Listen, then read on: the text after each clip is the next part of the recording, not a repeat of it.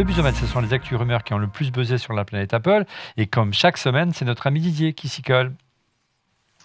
Et oui, Olivier, on attendait une keynote pour des nouveaux iPads, peut-être des Mac aussi. Et finalement, Apple a fait une surprise cette semaine. Il y a un iPad mini 7 qui est sorti comme ça du chapeau. J'avoue que les gens étaient assez... Je vais peut-être pas forcément dire déçus, mais disons que c'est vrai qu'on a eu une nouvelle puce. Ouais. Mais en fait, il n'y a pas beaucoup de nouveautés, quoi. C'est-à-dire que c'est l'iPad mini avec un petit speed bump.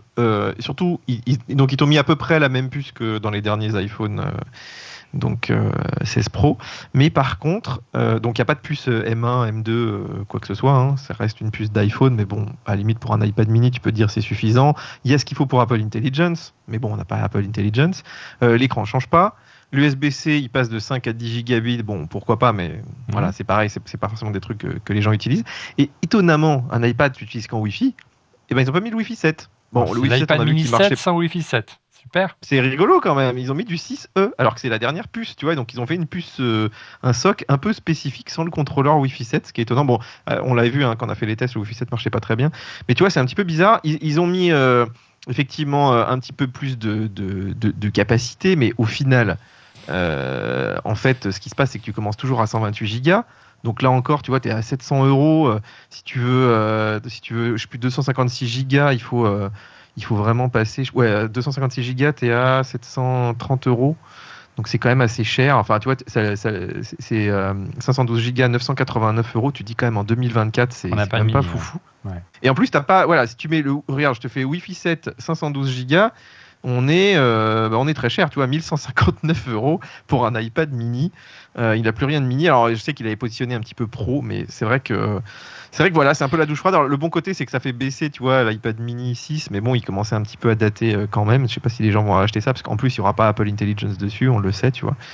Donc, je sais pas ce que vous en pensez, vous, de cet iPad mini. Moi, je trouve ça un peu décevant quand même. Mais encore une fois, ça complexifie la lisibilité de la gamme. C'est-à-dire qu'il faudrait un mini qui est vraiment mini. Tu vois, limite, ça serait un grand iPhone. Il faudrait un Pro ou un Pro, et entre les deux, un truc pour la famille, tu vois, léger, simple, et vous allez voir que ça va arriver. Il tend la corde jusqu'à ce qu'elle se rompe, mais elle ne va pas rompre, vous allez voir, comme chaque année. On parle de visual intelligence, Didier Quesaco. Regarde, j'ai sur les yeux ce qu'aurait dû sortir Apple à la place du Vision Pro. Ils auraient dû sortir ça, les Ray-Ban Meta.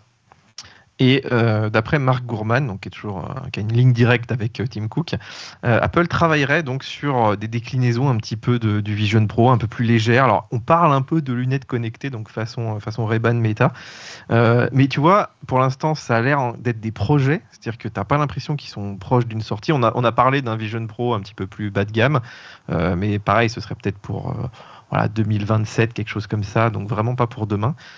C'est assez étonnant. Tu sais que moi j'ai ces lunettes-là, je les ai achetées, j'ai craqué parce qu'on m'a montré les fonctionnalités. Si tu fais le test, tu les prêtes à quelqu'un pendant 5 minutes, tu as envie de les acheter. Et ça, c'était un truc qui ne m'était pas arrivé depuis longtemps comme ça, et je les ai achetés direct, tu vois. Et je me dis, Apple aurait dû sortir ce produit. Je pense qu'on pourrait faire une émission là-dessus, tellement c'est bien. Ah ben, on va faire ça, on va organiser ça avec Stéphane. L'iPhone SE est de retour. Oui, alors en fait, ça fait un petit moment qu'on a des rumeurs autour de l'iPhone SE 4, mais là, on commence à avoir des fichiers, enfin, ça commence à rentrer un petit peu en production. Alors, en gros, ce sera un iPhone 14, mais avec la dernière puce d'Apple, avec aussi de 8 Go de RAM, donc pour Apple Intelligence, donc c'est pas mal, un écran OLED. Alors, il y aura un peu moins de capteurs photo, il aurait qu'un capteur photo, tu vois, peut-être pas l'ultra grand angle, à voir. Et qu'est-ce qu'il aurait? Un modem 5G aussi fait par Apple, tu vois, ce sera un petit test. Alors là, par contre, c'est pas forcément une bonne nouvelle, parce que... Enfin, voilà. Tu te rappelles quand ils n'ont pas utilisé du Qualcomm, c'était pas terrible. Donc j'ai un petit peu peur. Et là, en fait, c'est les technos qu'ils ont, c'était les technos d'Intel de l'époque qu'ils ont racheté là. Donc à voir. Et sachant qu'en plus, en ce moment, ils sont pas très bons, on l'a vu en Wi-Fi, tout ça. Donc j'espère que ce sera pas un peu le parent pauvre, parce que tu vois, un iPhone qui a une mauvaise connexion 5G, Wi-Fi, bah, c'est quand même fait à la base pour ça, quoi. Donc je suis un petit peu inquiet, quoi. On reparle de ce MacBook Pro M4 qui est apparu en Russie. Oui, alors tu te rappelles, donc c'était je crois la semaine dernière, on a eu un YouTuber russe qui a déballé un MacBook Pro M4 qui a jamais été présenté. Et apparemment, la sortie a l'air d'être plutôt pour fin octobre, donc vraiment c'est bizarre. Et alors en fait, d'après Mark Gurman, c'est bien une machine authentique, c'était pas un fake. Tout simplement parce qu'en fait, Apple, enfin ils le font avec les iPhones, avec tout un tas de choses, ils entreposent en fait des machines dans des hubs pour faire du stockage en fait, et puis après ça nous permet d'être livrés, tu vois, en quelques jours très facilement. Et en fait, il suffit qu'un de ces hubs soit vandalisé, j'en sais rien, et bon, voilà, je sais pas exactement ce qui s'est passé, mais en tout cas, voilà, le MacBook Pro M4 est bien là. Alors, ce qui est étonnant, on les retrouve sur des sites de vente aux enchères à des prix prohibitifs d'ailleurs. Mais si jamais, envoyez-nous-en, si vous en avez des MacBook Pro M4. Il faut appeler Conforama, on va leur demander s'ils ont des M4 en stock. Mais ça me rappelle une histoire. Tu sais que aussi les produits partent un petit peu avant parce qu'ils doivent être aussi conformes à chaque législation. Pas nationale, mais européenne. Donc, il y a des produits, des prototypes ou des pré-séries qui sont obligés de sortir des labos de Cupertino pour vérifier et passer sous les fourches codines des différents législateurs nationaux en matière par exemple, si le volume sonore est trop fort, par exemple, si il consomme trop d'énergie, s'il y a un problème de... Voilà, donc il y a des modèles qui circulent sur le manteau. Et il y a quelques années, il y en avait beaucoup qui circulaient en France, parce qu'on avait la chance d'avoir Apple Europe en France. On avait des infos de première bourre comme cela, parce qu'effectivement, les produits étaient testés avant qu'ils arrivent. On avait même des infos avant les Américains. Grâce à ça, les temps ont bien changé. Après la Russie, la Chine, hein, Didier.